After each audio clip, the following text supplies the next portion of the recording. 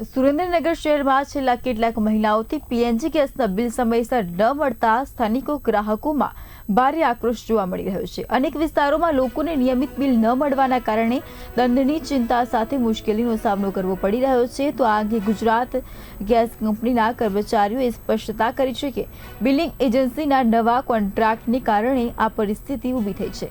જોકે તંત્રએ આશ્વાસન આપ્યું કે આગામી થોડા જ દિવસોમાં સમસ્યાનો ઉકેલ લાવી બિલિંગ પ્રક્રિયા ફરીથી સામાન્ય કરી દેવામાં આવશે।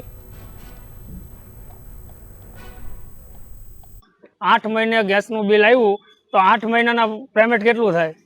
પ્લસમાં તમે 15 દી મોડું ભરો બિલ તો 75 રૂપિયા કાપ્યા તો 8 મહિનાના 75 રૂપિયા લેખે મને કોણ આપશે? બિલવાળા એમ કહે છે કે અમને પેટ્રોલના પૈસા આપે ત્યારે અમે બિલ ફાળવા આવી।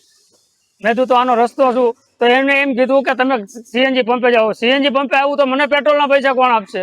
મારો પ્રશ્ન આ છે। અમે ભાડું હાથ રહીએ, બરોબર? ભાડું એટલા પૈસા ક્યાંથી કાઢે?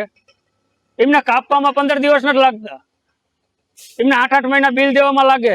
તમે અહીં આવ્યા, તમને શું કહેવા માંગ્યું? અમને એવો જવાબ આપ્યો કે 1 તારીખે જે અધિકારી હતા ને એ ઓલું ટ્રાન્સફર થઈ ગયા, બીજું નવા આવ્યા નથી, તો અમારે ક્યાં જવાનું? ગેસ કનેક્શન ઓફિસે આવતા મારે હજી છેલ્લા 4-5 મહિનાથી ઘરે ગેસનું બિલ આવ્યું જ નથી અને અહીંયા પછી ભરવા આવ્યો તો કે 7 મહિનાથી કોઈ બિલ થયા નથી। તો આ રીતે આમનું વહીવટ ચાલે છે, એ કેવી રીતે ચાલે? ગ્રાહક ઘરે ન હોય ને પછી આવીને પછી ગેસ કનેક્શન બંધ કરી જાય તો ઘરનાને શું કરવાનું થાય આગળ? અહીંયા તમને શું કહેવામાં આવ્યું? એ કે તમે કમ્પ્લેન કરો, કે અમારે કમ્પ્લેન તમારી પાસે કરવા આવ્યા છે, બીજા કોની પાસે કમ્પ્લેન કરવા જઈએ અમે? અહીંયા તમારી દ્રષ્ટિએ રોજના કેટલા લોકો આવી રીતના આવતા હશે? મારે તો અત્યારે હું આવ્યો ત્યારે લગભગ 7-8 જણા ઉભા છે। એક ભાઈને તો 40,000નું બિલ આવ્યું ગેસનું, એ અત્યારે અંદર એમની માથા। હું કલ્યાણનગર સુરેન્દ્રનગર નવા જંકશન વિસ્તારમાંથી આવું છું।